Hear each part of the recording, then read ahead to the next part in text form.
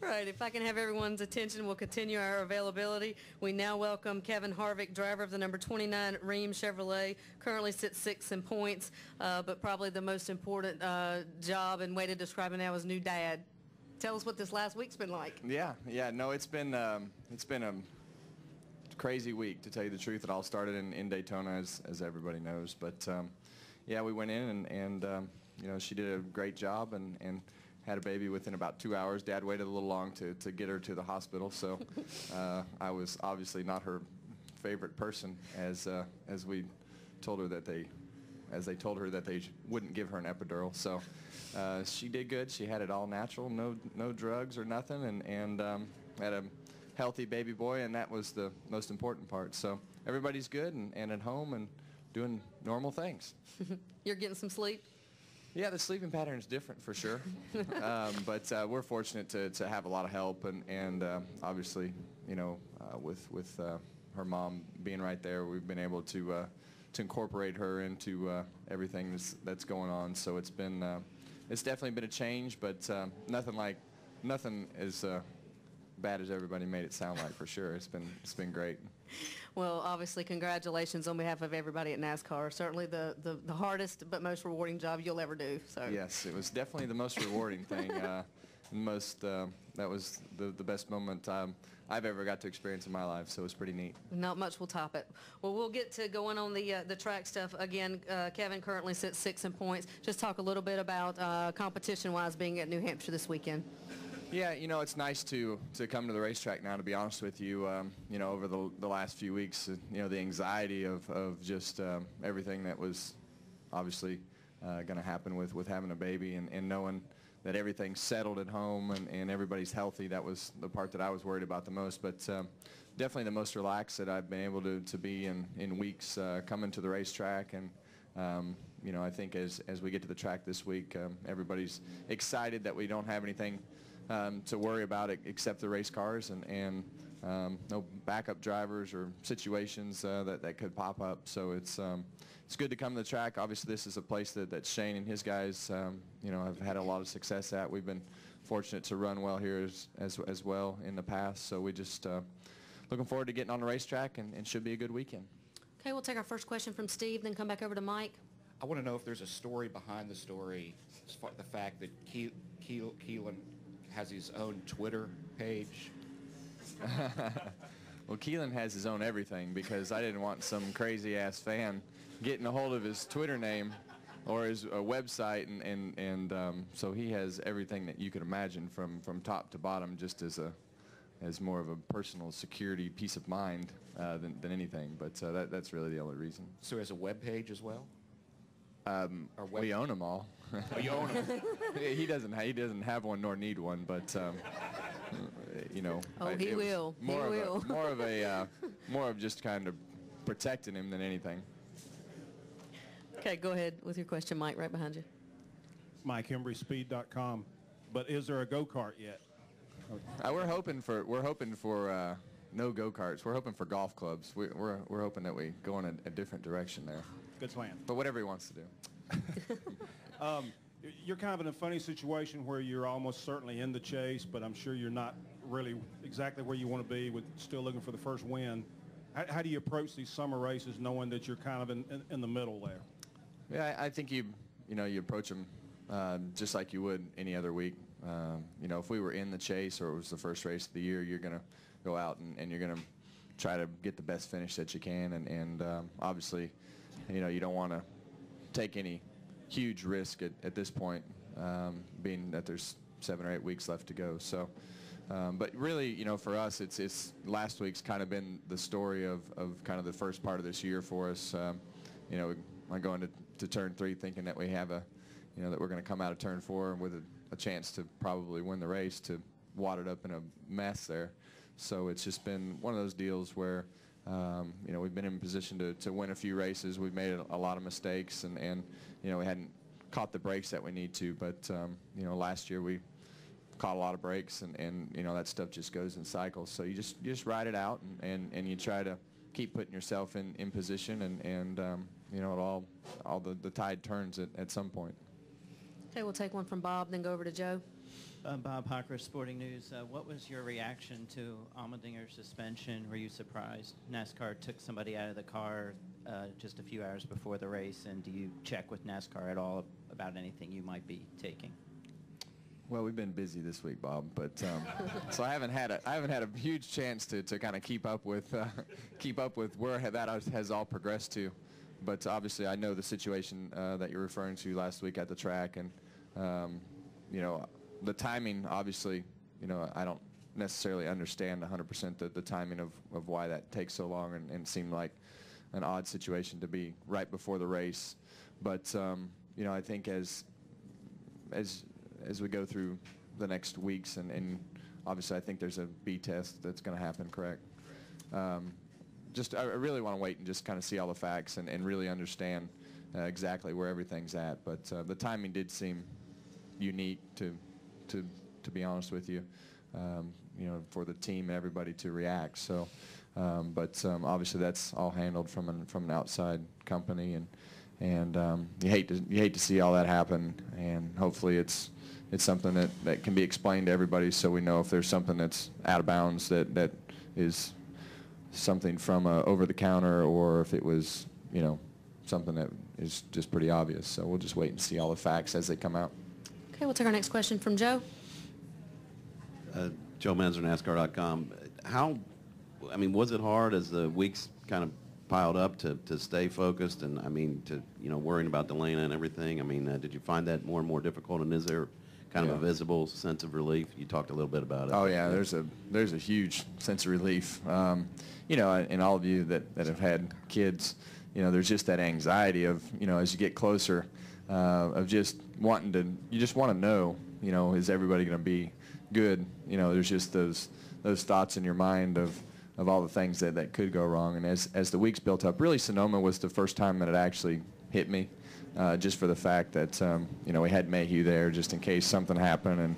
And as we went through the next weeks, you know, that's really, you know, you just couldn't get it out of your mind. So it's definitely a huge sense of relief to be able to come to the track, and everybody's smiling and healthy, and you know, that makes me feel a lot better. Okay, go ahead, Jim. Jim Motor, Charles Observer. Kevin, when people talk about Jimmie Johnson and his 5 straight championships, a lot of people often say we might never see that again. Your teammate Jeff Burton in 2000 in the fall led every single lap in this race. And before that, I think it was 22 years before somebody had done that, and nobody's done it since. Is that another thing with all the stuff that goes on today in races that we may never see again? Well, I think as you look at sports, it'll happen again at some point. It's just, you know, it might not be in our lifetime, but you know, I think all records are going to be, you know, at some point at least matched or broken. And I think, but that's one of those, especially in today's day and age, it'd be very difficult with you know, with the restarts and you know, the way that the strategies play out at a lot of these tracks to do that. So it's definitely a record that's a pretty good one, and obviously you're not going to break it. You might tie it, but you're not going to break it. Go ahead, Kurt. Kurt Cavan, Indianapolis Star. You know the team ownership game as a driver. What are some of the headaches that you think Stewart kind of goes through? I know he has good people, but he's got to have some headaches that go on during the course of the week, and really race weekends that maybe we don't see from this side. Yeah, we would need a lot longer to sit and talk about this one, because there's a lot of headaches that come with it as you go through. You know, it's just like last week, and we'll use the 22 car as an example. As a team owner, you expect your drivers to be the last people that you would get a phone call from you know, from NASCAR saying your driver's out, you can't drive. But that stuff happens a lot more with the crew guys than it does the drivers. So you're constantly having to deal with situations like that, and you know, it could be somebody, you know, falling down and breaking their arm. You know, there's just constantly stuff like that happens, and you know, if the cars aren't running good, or you know, you have somebody get into an altercation at night, or whatever the case may be, it just never ends. It's a constant hassle. Obviously, you know, I think Tony approaches it a little bit different than what I did. He has a lot more people around him that are, he's a little more hands off you know, he's still in it, but he's a little more hands-off than we were. We were involved in every situation, and then that might be right, might be wrong, but it's definitely a lot better not having to deal with any of it. Okay, we'll take our next question from Lewis, then go to Mike, back over to Bob. You know, the Chinese or Asians have a curse about being born in interesting times. So let's add to everything else we've spoken. What's happening with the 2013 car? Yeah, I actually haven't ever seen it. It sits behind these big tarps in the shop, and I've never actually taken the time to walk over there and pull the tarp back. So I didn't know if somebody would like come over and cut my arm off, or fly out of the ceiling, or an alarm would go off, or what. You know, you have to. First thing you got to do is get through all the doors in the shop to get back to it. So the only thing I really know is they're putting a lot of work and effort and time into it. And I know my first time driving it will be sometime in August at Martinsville. Yep. Go ahead, Mike. Thank you. Hey, Kevin. Michael Vega, Boston Globe. First of all, congratulations to you and Elena. Thank you. And, a two-part question, maybe related to that. Being a NASCAR driver, were you required to drive your wife to the hospital, and how quick a ride was that for her? And then the second part is just related to the situation right now, the 17, you know, parting ways. You know, you guys went through that with, you know, Clint to a certain respect. Did that create any awkwardness or any kind of, you know, just not ill feelings, but just awkwardness, you know, as he was getting ready to part ways, you know, with the team? Well, first off, I did drive her to the hospital. I know that the only part for me is it wasn't very fast because she was obviously in a lot of pain, and that was, like I say, partly my fault because I made her wait too long. But so we didn't make any real fast corners. We would go straight and fast, but we would slow down. And I'd been to the doctor's office several times, so I knew where every bump was. So I didn't get yelled at on the drive over, so that was my only goal. But you know, I think when you talk about you know, Clint's situation being similar to Matt's from this year, you know, I think obviously, you know, I don't know any of the situations between Richard and Clint or Jack and Matt. I would imagine, you know, that part of it is probably a little more tense than what the guys in the garage are dealing with. So I think once everybody knows the direction, you know, it kind of just goes away after, you know, a week, and everybody just goes back into racing the car and doing their jobs. And you know, most of these guys in this garage have been around it for a long time. So I think in you know, it doesn't seem like there's really any animosity from anybody in Matt's deal. So it doesn't seem like it should be that big of a deal. Was he still included in all debriefs towards the end there? You know, he's going to a rival camp, and, you know, you guys are working on stuff at that point, maybe any kind of developmental things that you were working on that he had to be kind of the team had to shield him from that? Yeah, I mean, obviously, you know, you take the things and you put them a little closer to your chest than what you would have. But on a race weekend, I mean, it's, you know, it's one of those deals where it's springs and shocks and bump stops and, you know, pretty much the normal stuff. If you find something new, I'm sure you just put it in and you don't tell anybody. Okay, we'll go ahead with Bob. Were you prepared to miss that race at Daytona? Was there a time when you thought, I'm not going to run today? And then also, what are you going to do to make up for not getting her to the hospital in a timely fashion? Well, I don't think I have to make up for anything because everything went really smooth. So I don't think we could have asked for it to go any better. But yeah, I was actually at home and prepared not to come back. You know, if that situation had come to that point. So everybody knew where I stood on that. But I had gone home that morning. You know, I had to take her home the morning of the race about 7:30, and I left about. I think I came back about 3 o'clock. So, but you know, if things would have progressed in the direction that they did Sunday morning, I'd have just stayed there. You had already talked to the team about that, and I mean, no second thoughts, I imagine, about being with her. I would hope that the team had realized that was the right thing to do, not only for myself but for themselves. We have our lead engineer is not here this weekend because he's in the same situation, but he just doesn't have the luxuries that we're fortunate to have, as far as transportation and things like that. So I would hate for anybody to miss that. I mean, there's really nothing around here that's even comparable to it. That was the right answer, by the way.